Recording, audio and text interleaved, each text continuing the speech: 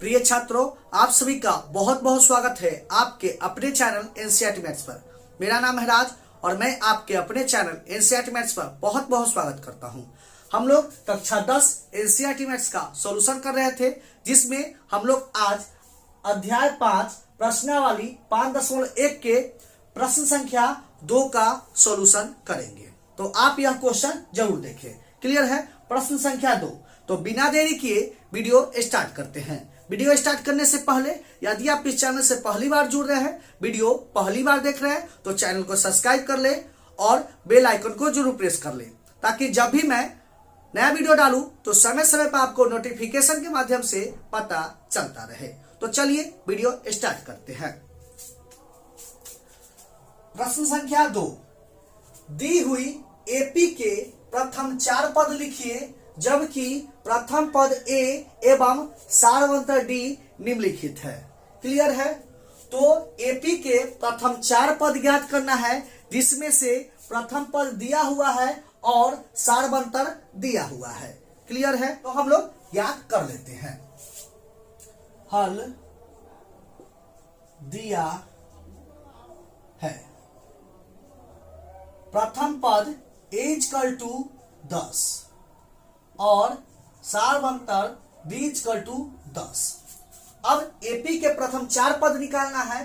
तो प्रथम 4 पद, पहला पद a1, पहला पद a1 हम लोग जानते हैं a1 होता है a1 होता है a कितना है 10। तो पहला पद कितना हो जाएगा 10। क्लियर है? उसके बाद दूसरा पद a2 का फॉर्मूला होता है a2 होता है a प्लस डी। क्लियर है? यह सब आपको बता दिया गया है। a प्लस डी, a का मान कितना है 10 प्लस डी का मान कितना है 10। तो 10 जोड़ 10 कितना हो जाएगा 20। तो a2 कितना हो गया 20। क्लियर है?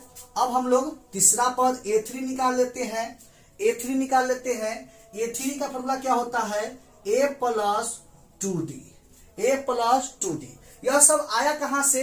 देखिए, n का फॉर्मूला होता है a plus n-1 into D. Clear है? n का फॉर्मूला होता है a plus n-1 into D. हमको ज्ञात करना है a3।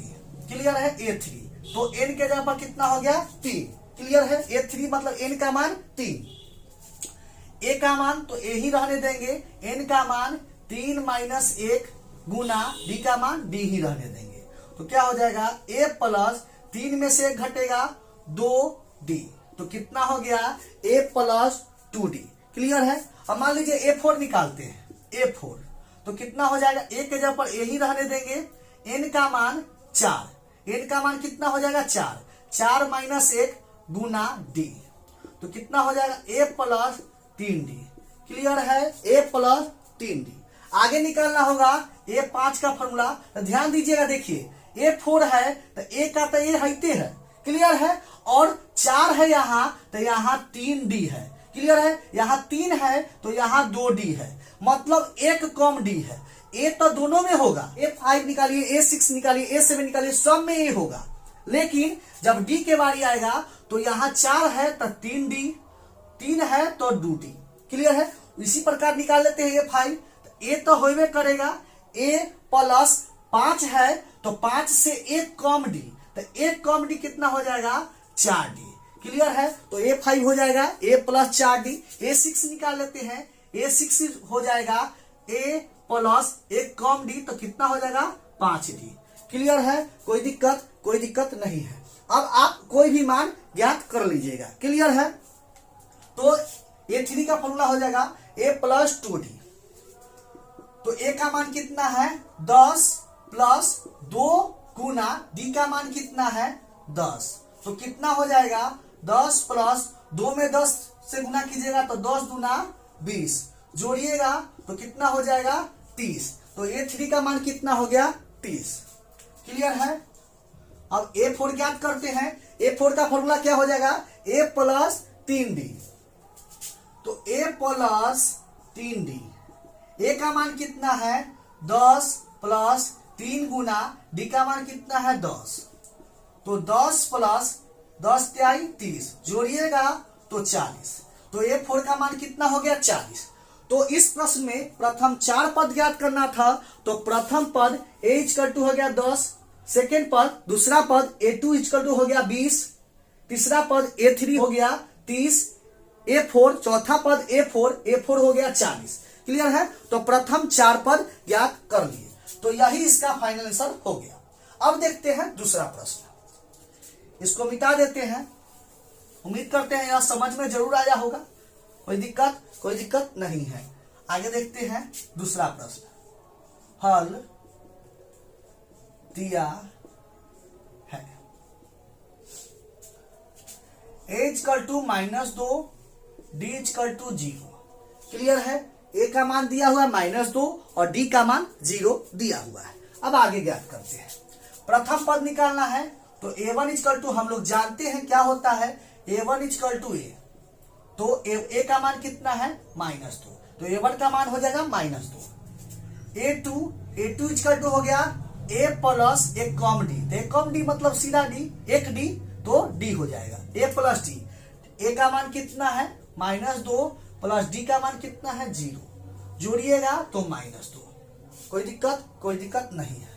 a3 लिखते हैं, a तो होइबे करेगा प्लस 3 है तो एक कम d, तो एक कम d कितना हो जाएगा 3 है तो एक कम 2d। क्लियर है? a का मान कितना है -2 प्लस 2 गुना d का मान कितना है 0, जोड़िएगा तो -2 प्लस 2 में 0 से गुना कीजिएगा तो 0। क्लियर है? तो 0 जोड़िएगा तो -2, तो इसका भी मान हो जाएगा -2। आगे निकालते हैं a4, a plus 3d, a4 का फॉर्मूला हो जाएगा a प्लस क्या हो जाएगा एक कम d, तो कितना होगा 3d। क्लियर है? a का मान कितना है -2 प्लस 3 गुना d का मान कितना है 0, तो -2 प्लस 3 में 0 से गुना कीजिएगा 0, जोड़िएगा तो -2।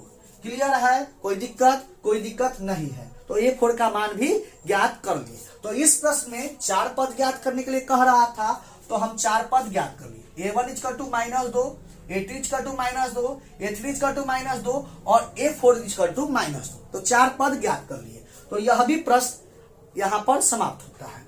हम उम्मीद करते हैं कि यह भी प्रश्न आपको जरूर समझ में आया होगा। अब यदि क्वेश्चन समझ में आए हैं तो वीडियो को लाइक कर दे और ज्यादा से ज्यादा अपने दोस्तों के पास शेयर जरूर करें। अब मिलते हैं नेक्स्ट वीडियो में इसका क्वेश्चन नंबर 3, 4 और 5वां प्रश्न के साथ। तब तक के लिए धन्यवाद।